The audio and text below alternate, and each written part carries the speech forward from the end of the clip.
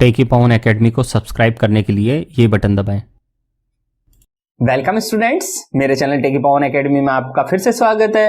आज का हमारा टॉपिक है विनिमय दर की प्रथम प्रणाली, स्वर्णमान प्रणाली। स्वर्णमान प्रणाली क्या होती है और ये कैसे इंप्लीमेंट हुई, आइए चलते हैं इस टॉपिक पर। स्टूडेंट्स, आज का टॉपिक है विनिमय दर प्रणालियों में पहला टॉपिक विनिमय दर की स्वर्णमान प्रणाली। आइए देखते हैं गोल्ड स्टैंडर्ड को। सबसे पहले मैं आपको विदेशी विनिमय दर का अर्थ बता देता हूं ताकि आपको ध्यान रहे।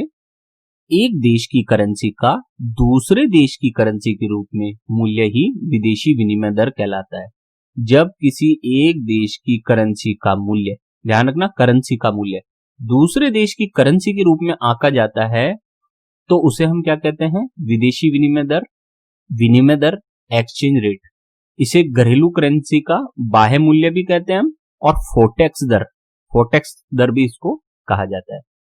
जैसे आप देख सकते हैं सैंपल के रूप में मैंने दिया है नवंबर 27, 2020 को हमारी एक्सचेंज रेट देखिए, एक यूएस डॉलर के बदले में 74 रुपए मिलते थे। तो यहां क्या हुई exchange rate? $1 is equal to 74 rupees.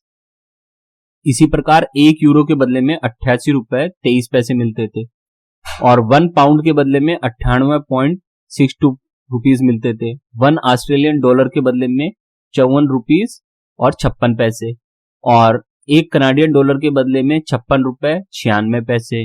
इस तरह से ये एक्सचेंज रेट है। अलग अलग देशों के साथ उनकी मुद्राओं के साथ अलग अलग एक्सचेंज रेट होती है। जनरली हम जो एक्सचेंज रेट देखते हैं वो यूएस डॉलर के साथ देखते हैं, जो कि 27 नवंबर को 74 रुपीज थी। आइए आगे बढ़ते हैं। अब देखते हैं विनिमय दर की प्रणालियां कौन कौन सी होती है। सबसे पहले आज हम पढ़ेंगे विनिमय दर की स्वर्णमान प्रणाली, फिर अगले वीडियो में विनिमय दर की ब्रेटन वुड्स प्रणाली पढ़ेंगे, फिर लोचशील विनिमय दर प्रणाली पढ़ेंगे, फिर हम स्थिर विनिमय दर प्रणाली पढ़ेंगे, और अंत में हम प्रबंधित लोचशील विनिमय दर प्रणाली का अध्ययन करेंगे। तो चलते हैं। आज की प्रणाली है हमारी विनिमय दर की स्वर्णमान प्रणाली। ये पूरी की पूरी प्रणाली गोल्ड पे आधारित होती है, इसीलिए इसको स्वर्णमान प्रणाली कहा गया है। और इसीलिए मैंने यहाँ ये सोने से भरा ये घड़ा रखा है, क्योंकि इसमें सोने की आवश्यकता होती है, तभी एक्सचेंज हो पाता है। देखते हैं इसके बारे में, स्वर्णमान प्रणाली क्या होती है। लगभग 1870 से 1914 में प्रथम विश्व युद्ध के आरंभ होने तक स्वर्णमान ही प्रचलित था, यानी कि स्वर्णमान यानी गोल्ड स्टैंडर्ड ही प्रचलित था। सभी करेंसियां सोने के रूप में ही परिभाषित की जाती थी, यानी कि भारत की मुद्रा का वैल्यू भी किसमें तय किया जाता था? गोल्ड में।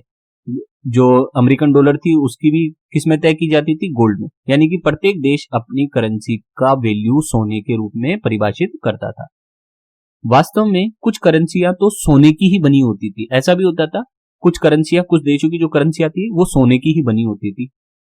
प्रत्येक सहभागी देश एक निश्चित कीमत पर अपनी मुद्रा को मुक्त रूप से परिवर्तनशीलता की गारंटी देने के लिए प्रतिबद्ध था। इसका मतलब कि जितने भी देश होते थे वो गोल्ड के आधार पर अपनी अपनी रेट ऑफ एक्सचेंज तय करते थे, और उसी के आधार पर अपनी मुद्रा को परिवर्तनशील देने की गारंटी करते थे कि यदि 100 रुपए में 1 ग्राम गोल्ड आता है, 100 रुपए में 1 ग्राम गोल्ड आता है, तो हम 1 ग्राम गोल्ड डॉलर में कितना आता है उसके आधार पर वैल्यू करेंगे, और फिर रुपए और उसकी एक्सचेंज होता है। इस तरह से रेट ऑफ एक्सचेंज तय होती थी।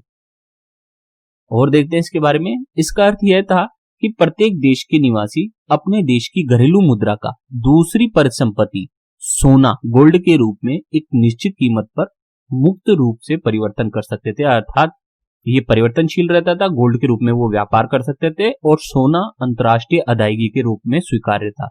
अर्थात कोई भी देश दूसरे देश से अगर कोई सामान खरीदना होता था तो गोल्ड अंतर्राष्ट्रीय तौर पर स्वीकार्य था, उसको लेने से सभी तैयार थे।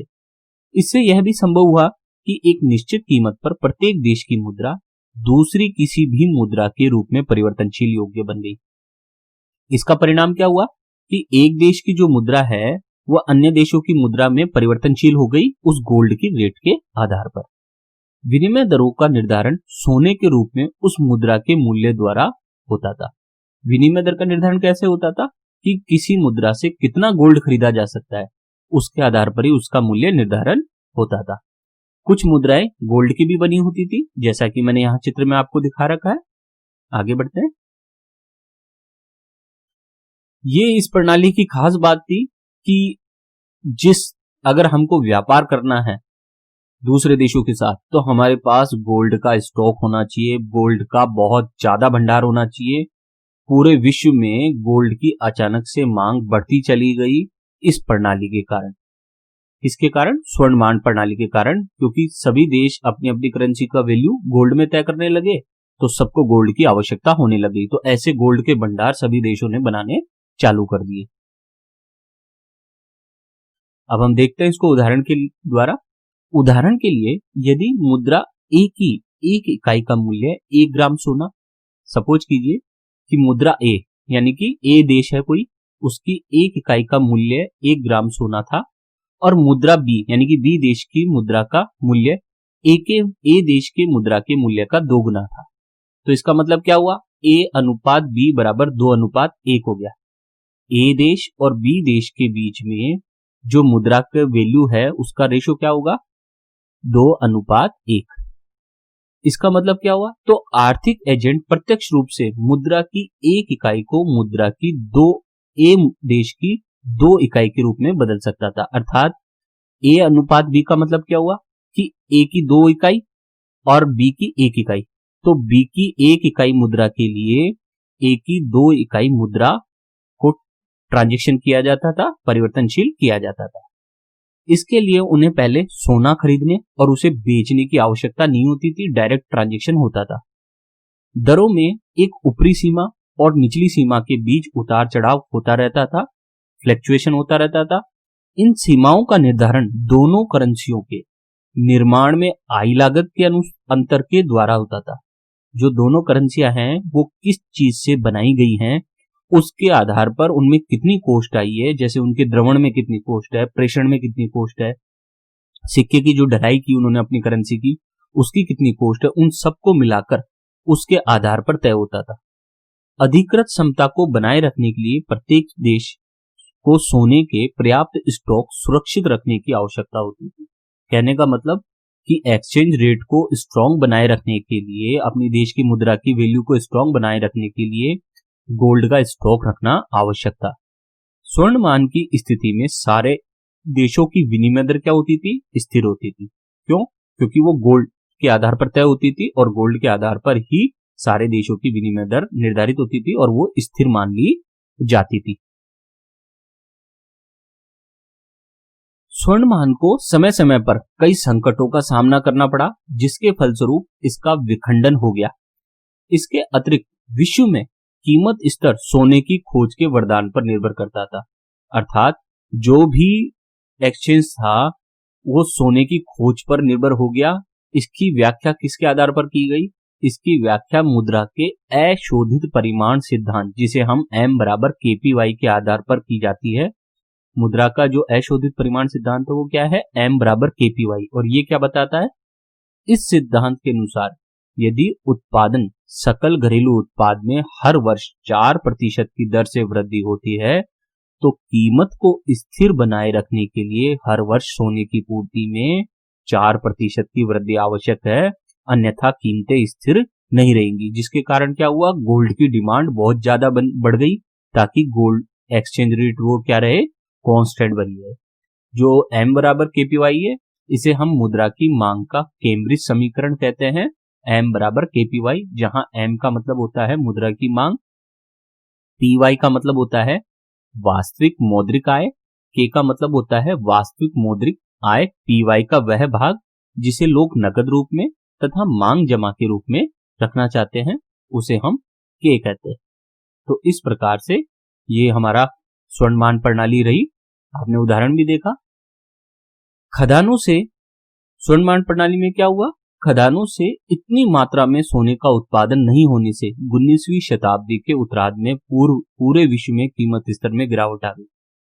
प्रोडक्शन हुआ नहीं, गोल्ड का इतना प्रोडक्शन था नहीं, जिससे समाज में क्या हो गया, असंतोष की भावना बढ़ गई। एक समय सोने के अनुरूपक के रूप में, सोने के ही रूप में चांदी का प्रयोग भी लोगों ने चालू कर दिया। इसे द्विधातुमान कहा गया। द्विधातुमान। सोने की बढ़ती मांग और कम पूर्ति ने क्या किया, विश्व के समक्ष विनिमय के माध्यम की समस्या उत्पन्न कर दी, क्योंकि गोल्ड बचा नहीं कंट्रीज में और गोल्ड नहीं था तो एक्सचेंज रेट भी स्थिर नहीं रह सकती थी। तो इस कारण उनके सामने समस्या आ गई कि कैसे एक्सचेंज करें, जिसके कारण दुनिया का धीरे धीरे स्वर्णमान से मोह भंग होने लग गया। इसलिए धीरे धीरे स्वर्णमान प्रणाली समाप्त होने लगी। ये गोल्ड स्टॉक ही है जिसके कारण ये स्वर्णमान प्रणाली समाप्त हुई, क्योंकि इतना गोल्ड किसी के पास नहीं होता था। कुछ देश थे जिनके पास गोल्ड के भंडार थे, उन्होंने प्रोडक्शन कर लिया, लेकिन जो दूसरे देश थे जिनके पास गोल्ड के भंडार नहीं थे, उन्हें बाहरी नुकसान का सामना करना पड़ा, जिसके कारण ये प्रणाली समाप्त हो गई। अब एक प्रश्न आता है, स्वचालित युक्ति की व्याख्या कीजिए जिसके द्वारा स्वर्णमान के अंतर्गत अदायगी संतुलन प्राप्त किया जाता था। इसका उत्तर डेविड ह्यूम ने दिया है कि कैसे संतुलन हो सकता था। तो डेविड ह्यूम नामक एक अर्थशास्त्री ने 1752 में इसकी व्याख्या की कि किस प्रकार स्वर्णमान के अंतर्गत गोल्ड स्टैंडर्ड के अंतर्गत स्वचालित युक्ति से अदायगी संतुलन, जिसे हम भुगतान संतुलन के रूप में भी जानते हैं, उसे प्राप्त किया जाता था। उनके अनुसार यदि सोने के भंडार में कमी हुई, ध्यान दें, यदि सोने के भंडार में कमी होती थी तो इसके फलस्वरूप घरेलू वस्तुएं विदेशी वस्तुओं की तुलना में क्या हो जाती थी, सस्ती हो जाती थी। किसी देश के सोने के भंडार में कमी होती थी तो क्या हो जाता था, घरेलू जो वस्तुएं हैं वो विदेशी वस्तुओं के रूप में क्या हो जाती थी, सस्ती हो जाती थी। जिस देश से घरेलू अर्थव्यवस्था आयात कर रही थी, उनका महंगा निर्यात घटेगा और घरेलू अर्थव्यवस्था से आयात बढ़ेगा। कहने का मतलब, जिस देश में गोल्ड कम होता था उनकी वैल्यू घट जाती थी मुद्रा की, जिससे उनके तो निर्यात बढ़ जाते थे और आयात घट जाते थे। इस प्रकार धातुओं के कीमत तंत्र द्वारा सोने की क्षति उठाकर अदायगी संतुलन में सुधार होता था। सापेक्षिक कीमत स्तर पर जब तक अंतर्राष्ट्रीय व्यापार में साम्य की पुनः स्थापना नहीं हो जाती थी, जब तक पुनः संतुलन नहीं हो जाता, तब तक प्रतिकूल व्यापार संतुलन वाले देश के अदायगी संतुलन को अनुकूल व्यापार संतुलन वाले देश के अदायगी संतुलन को समकक्ष लाने की प्रक्रिया जारी रहती थी। कहने का मतलब कि जो अदायगी संतुलन है, भुगतान संतुलन की प्रक्रिया है, वो कंटिन्यूअसली चलती रहती थी प्रतिकूल देश और अनुकूल देश के बीच में।